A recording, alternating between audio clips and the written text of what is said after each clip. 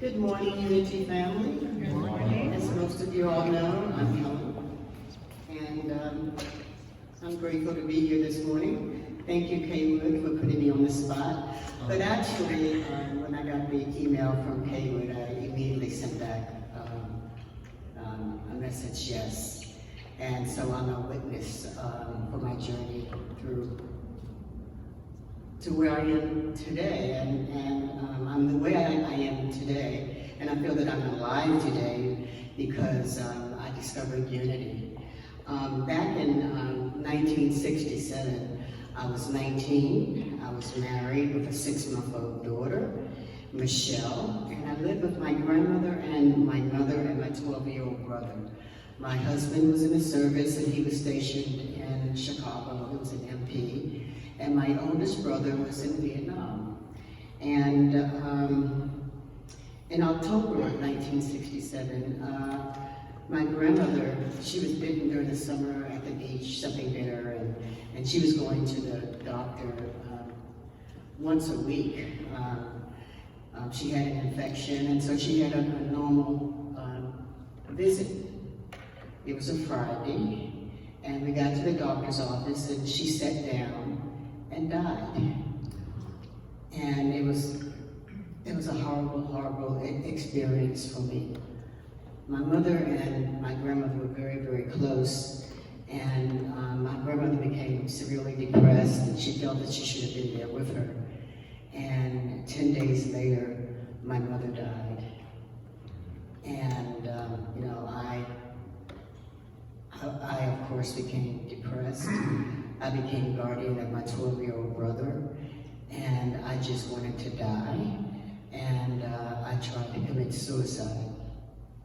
And one of my neighbors saved me. He came over to visit just to see how I was, realized something was wrong, and I was immediately rushed to the hospital.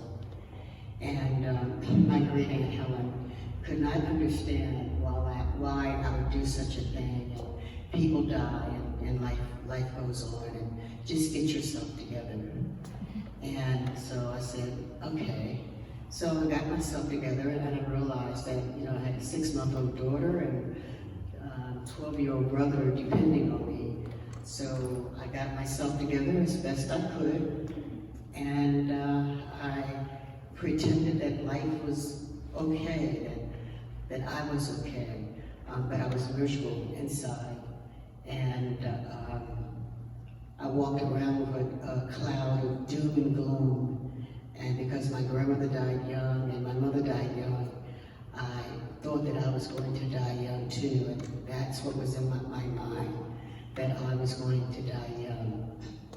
So fast forward to 1978, I was working on 21st and Pennsylvania Avenue, and those were the happy hour days where after work people would go to a happy hour and you know, meet people and drink.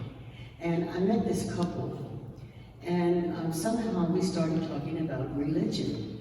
And they mentioned unity to me, and it was interesting because during that period, that 10-year period, I you know, started questioning who is God, where is God, and I started attending different churches. I was raised Methodist. I attended Baptist churches, Protestant, all kinds of different churches. And I found a book that belonged to my great aunt, and she was a member of the Rosicrucians, and I got into that. And I was just searching. For something because I was spiritually lost. And when they mentioned unity, I said, oh, that sounds good. It's, you know, that unity interpreted the Bible metaphysically, and, you know, they talked about new thought. And so I said, oh, that sounds good. And so since I was searching, you know, that was perfect for me. And so that Sunday I went to a Unity church, and at that time it was located at the YWCA on, I think, 18th and K Street. And George Stone was the minister. And it's interesting because when we sang that song, our thoughts are prayers, and I'm looking at the words, it's like, oh my God, I'm praying to die. You know, I'm praying to die. And, you know, I listened to the message, it's like, wow, and it was so positive.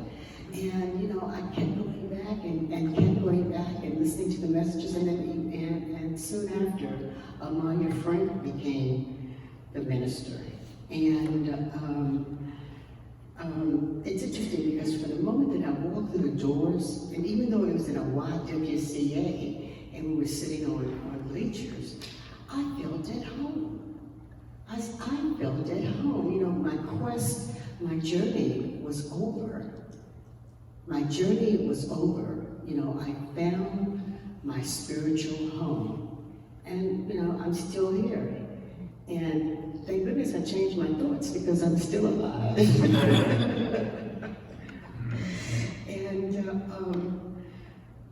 Amaya's messages were so thought-provoking, and the metaphysical explanation of the stories in the Bible, because reading the Bible never made sense to me. Those stories never, ever, ever made sense. And Amaya would explain the stories in such a way of how the stories relate to our life today. And it's like, wow. It was just so mind-opening for me. And the thing about watching your thoughts, not thinking negative thoughts, I mean, to me, that's the biggie. And when I talk to people today and they're down and out and they're talking negative, I try to lift them up and explain to them why they need to change their thoughts. And it's because what you're thinking about is what you're bringing into your life. And I found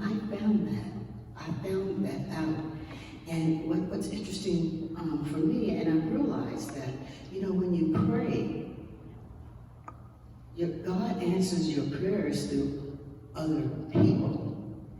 You pray for something, at least for me, my prayers are answered. And it's mind-boggling sometimes how that happens. And what I was going to say, one of the things the questions that I had during my quest was, who is God? Where is God? And I learned that I am God, and God is within me, and you, and you, and you, and that the kingdom of heaven is within. The kingdom of heaven is within. It's like, wow. I don't have to go outside of myself looking for answers. All I have to do is go within. And one thing about Amaya, she was really, really big on affirmations. And so I'm going to, two of my favorite affirmations that I say all the time are, God is in charge of my life, and only the best will happen for me. And when I'm driving in my car, I say that. When I'm just whatever, you know, I just say that affirmation. And I do believe that. And another one is, God, the good, omnipotent, is the only power at work in my life and affairs. This is what I believe. All of my bills are paid on time and in full. I have enough to spare and enough to share. And I've never had to worry about paying a bill. You know, back in the day when I wasn't making much money, and I mean, I was big on this affirmation. Somehow, the money would be in my account. It's like, I don't know where it came from. It all balanced out, but all was good. And I can say that I am so happy and I am so blessed that I found unity, because I don't think that I would be the upbeat, positive person that I am today. I probably would have died somehow in an accident, or maybe I would have committed suicide. But I am here today because of unity. Thank you.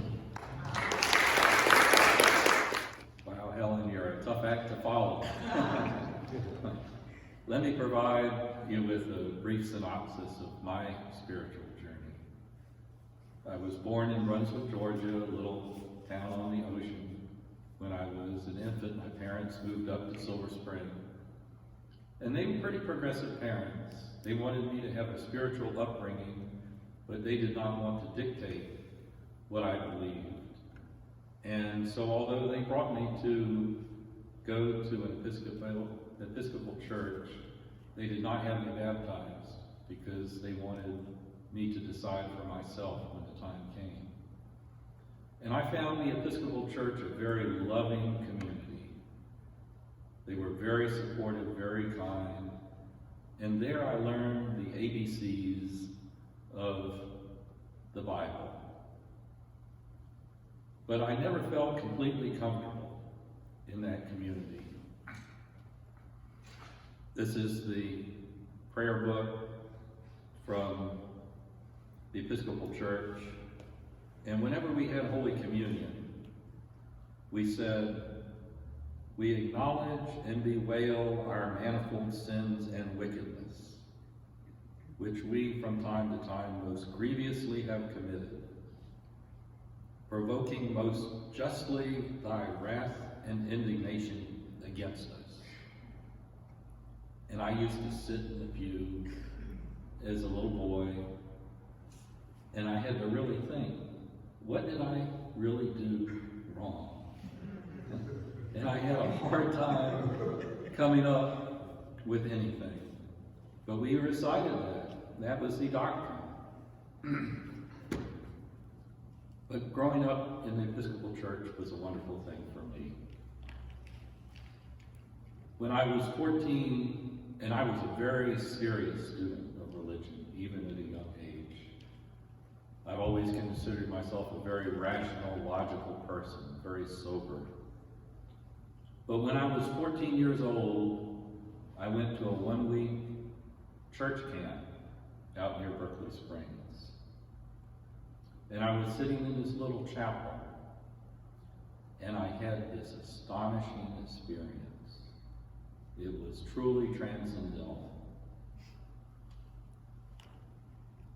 I was swept up and totally consumed by cosmic consciousness.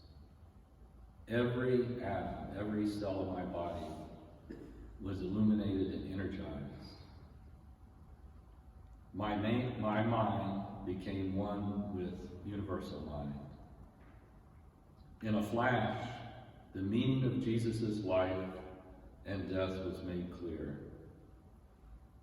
He led a life of love, compassion, and service, an authentic life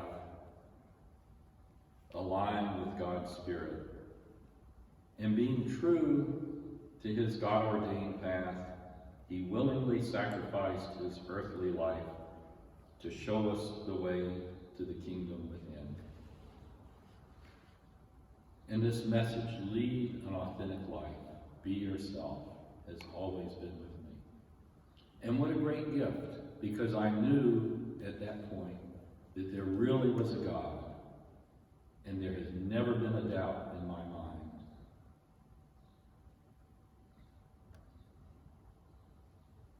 I know that there is a God, a great transcendent power, and I understand that Jesus' life provides a model for my own life. As I reflect on this experience, it's as if it were yesterday. I remember being so energized. I could not sit down. I had my arms outstretched. I was walking around. I went to a little pond. It was like a little sanctuary, and I sat, and I meditated, and I prayed, and I prayed. And my prayer was that I never forget what I have learned. But given the vicissitudes of life, being a student, going to college, having a career, it's easy to be sidetracked from that knowledge. It still has always been deep in my core, but was not necessarily at the forefront of my existence. But I can honestly say that although I have made plenty of mistakes in my life, I have always been true to my authentic self, and I have never compromised my integrity. I have fallen short of completely loving God with all my heart and loving my neighbor as myself. But I think that falling short is part of the human experience of spiritual growth.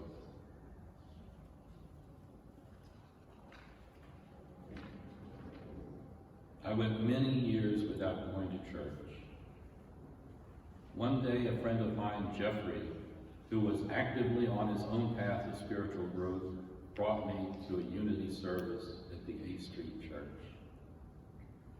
I was immediately impressed with the minister, Amalia Frank, who was an energetic bundle of love and who spoke to a truth that resonated with me, that we are at our essence children of God, with unlimited potential to express our divinity, and that the kingdom of God is at hand in our hearts and consciousness. Amalia's teachings allowed me to move far past the dogma that I had accepted from the Episcopal Church. Amalia was truly a unity shock job. She wrote this pamphlet, "There is no God like people think, and Jesus will not save you." And, oh, I thought, where's the bolt of lightning that's going to come striking? I went to Amalia's classes, and sometimes there were just 3 or 4 or 5 people in her classes. What a blessing to have that one-to-one interchange with such a spiritual jewel. And Amalia was always very blunt.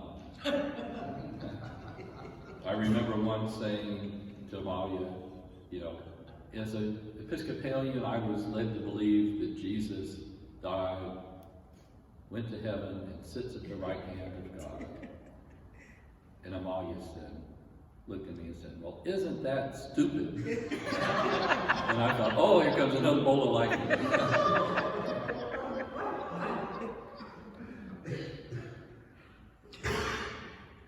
But as Helen said, I cannot imagine where I would be if I had not found unity.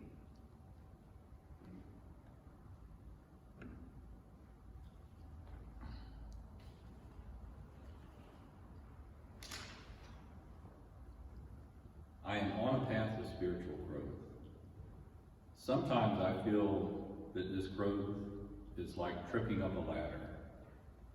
I'm moving upward and onward, but always a little unstable as I struggle with the fear and uncertainty inherent in change.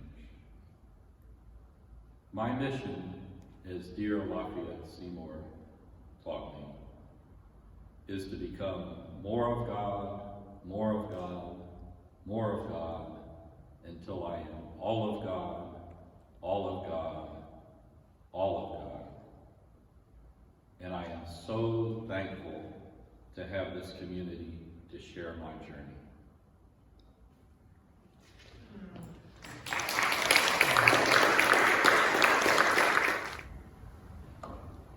Whenever I meet new people at a unity event, invariably the question of how we each found unity comes up. In case I have not told you before, my answer is, I found unity in the 1980s version of Google, the Yellow Pages. I let my fingers do the walking. My very first Sunday at the church building at 7th and 8 Northeast on Capitol Hill, I felt like the minister, Amalia, was speaking directly to me.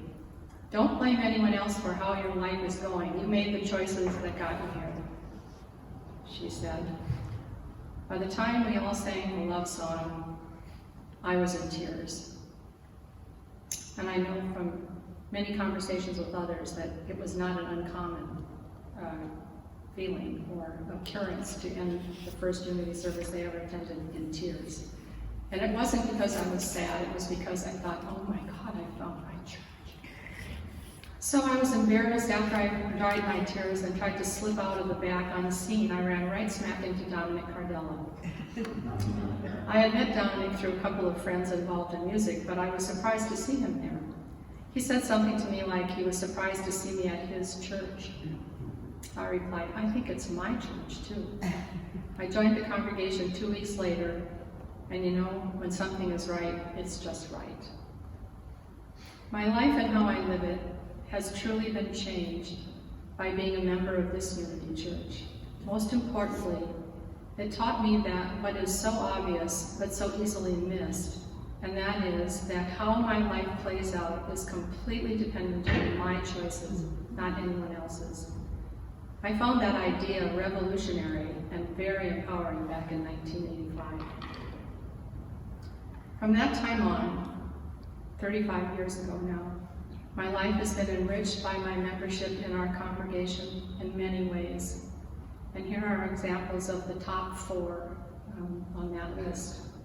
First, I have loved and learned so much from our church's practice of inviting a variety of leaders from other religious backgrounds to come and address our Unity congregation.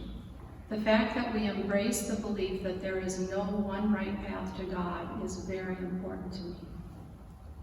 Second, I appreciate having learned about the power of using affirmations. Through the power of affirmations, I have been able to heal broken relationships, gain a sense of peace and serenity about my financial choices, and continue to maintain my physical vitality. I use our prayer for protection as an affirmation anytime I am in a difficult situation over which I may be anxious, and invariably it brings me a sense of calm. I'm kind of a nervous flyer, so when I'm on an airplane and it starts juggling around, I immediately go into the prayer for protection, and honest to God, the turbulence stops. It's amazing. Try it. Third, finding a church that incorporated a wide variety of beautiful music in its services and activities was an immediate pull for me. Music has always been an important part of my life, one that often brings me closer to Spirit. Participating in our musical programs over the years has brought me great joy and relationships with many special people. Voila! Becoming re-engaged in singing and the classes that Michael Patterson, our minister of music back in the 80s, taught on the spiritual connections between the ancient music and our current music and spirituality led me to develop an interest in using music in a healing way. That interest culminated in several years of study and eventually certification as a vibrational music therapy. Unity led me to my beautiful singing bowls. You have all benefited from that little piece of history as well. As all of you know, I think almost all of you know, I spent 6 months of 2019 living in Glasgow, Scotland. I've bored you probably each one with my stories, but I'm going to do it again for a few minutes because it's related to this Unity congregation and my beliefs forged here. It was a dream come true for me, one that without my grounding in our Unity beliefs, I suspect would never have happened. I affirmed over and over that only divine order was in work in all aspects of that adventure, and it proved absolutely true. From the very first day to the very last, I was surrounded by lovely, dear people who loved and supported me in every way I could have hoped. I felt completely at home there and overwhelmed with gratitude. A couple of examples. The very first day I arrived, I stopped on my way back to the hotel after getting my SIM card for my phone and to grab a bite to eat at a little bookstore. And there was only 4 little tiny tables and 1 spot. And I asked the lady that was sitting there if I could join her. And she said, "Oh, sure, please sit down." Well, we found out very shortly that we both loved classical music and yoga. What can I say? We became fast friends. That weekend she came and collected me and took me to a yoga retreat. And we are just dear friends. She's a lovely, lovely person. And then I went on to find my flat. Well, I had chosen one I had seen on the internet, but you have to literally see the place in person before they can rent it to you in Glasgow. So I said, I'm interested in this flat, and I had a note back from the realtor saying, "I'm sorry, the place has been rented." And I said, "Oh well." And I got kind of sad, and then I sat here in these pews on that Sunday and thought, you know what, it's fine, it's going to be just fine. I'm going to get a great place. I always have good luck finding a nice flat, so it's going to be fine. And I got to Glasgow, and the very first thing when I opened my computer was a note from the realtor saying, "Oh, it fell through, it's available." Now you tell me that's not divine. I think again. And on and on. I was walking down my neighborhood trying to sort of see where I was going to be living, and I hadn't quite moved in yet. And there was an older lady walking along with a walker and her pocketbook, juggling everything, trying to get through a gate to this little community center, and I asked if I could help her. She said, "Oh, that would be lovely." So I helped her. She said, "Are you coming in for coffee?" I thought, well, it's a pensioner's lunch. Why not? I'm a pensioner. Hey. I said, "Sure." So in I went with her, and her name happens to be Marie, Madi in Scottish. So Madi and I, this lovely 83-year-old lady, and I became fast friends. And I went, they said, when I was leaving, "Are you coming back next week?" I said, "Sure, why not?" So I came back next week, and the following week I was a volunteer there for the rest of the time that I lived in Scotland. So that became my kind of family. And one of the other women who was a volunteer there adopted me also, Allison, her name is, and Allison and I became fast friends and was introduced to a couple more of her friends. And the little program was initiated by a church there, the Church of Scotland congregation.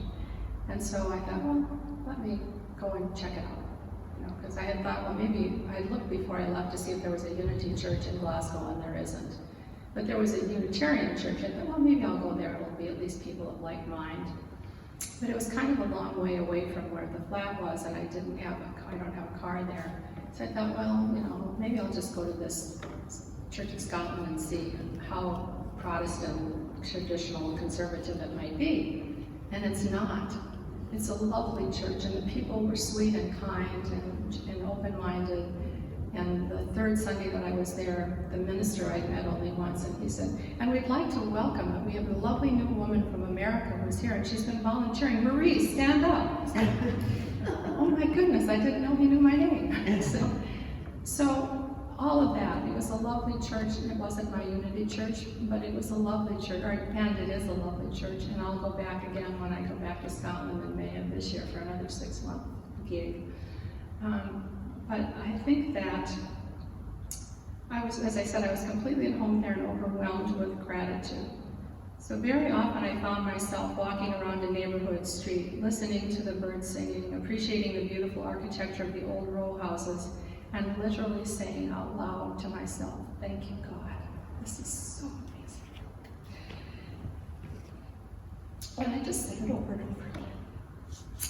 So if I'm allowed only one word to describe how being a member of this remarkable Unity congregation has affected my life and how I live it, it is gratitude. I am grateful for having found it, grateful for learning its teachings, grateful for the people it has brought into my life, and grateful for how it has turned me into a completely and totally blissful person, just loving my life.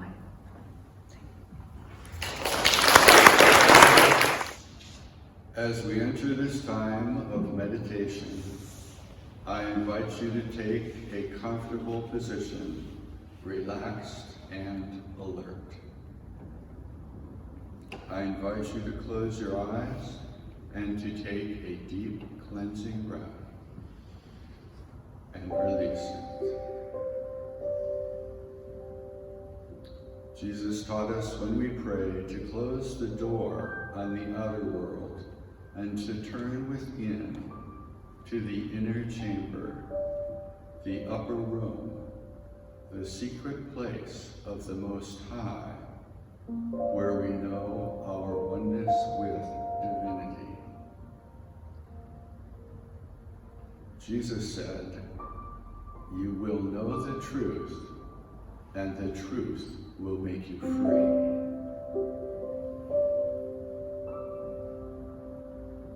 Charles Fillmore said, "Truth abides in fullness at the very core of our being." As our consciousness expands, we touch the everlasting truth. What seems new is but the unveiling of that which has always been.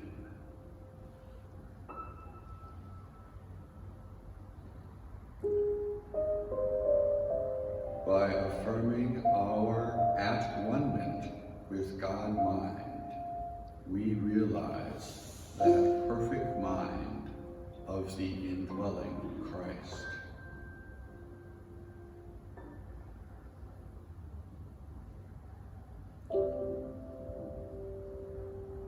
as we prepare to enter the silence, we remember the words of Meister Eckhart, who said, "The very best and noblest attainment in this life is to be silent and let God work and speak within."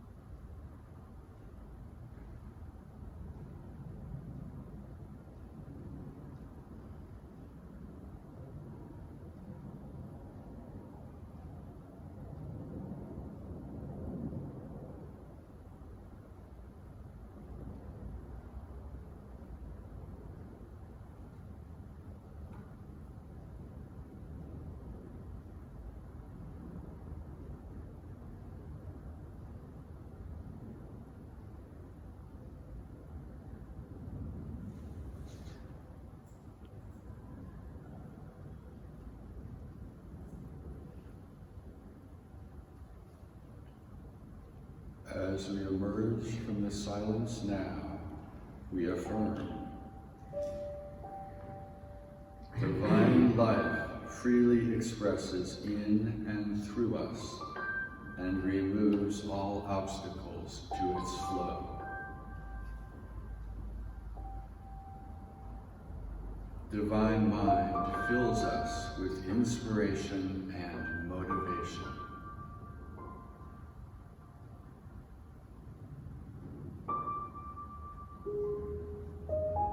Divine strength enlarges and transforms us with power and might.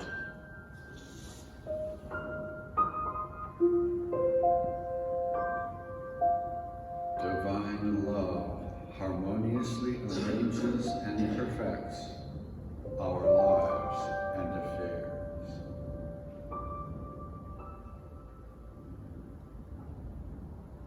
For these truths we give unending thanks and praise to divinity, which is our source and essence, our energy and substance, our eternal home and abode of peace. We are so grateful. We are so grateful. We are so grateful. And so it is. Amen.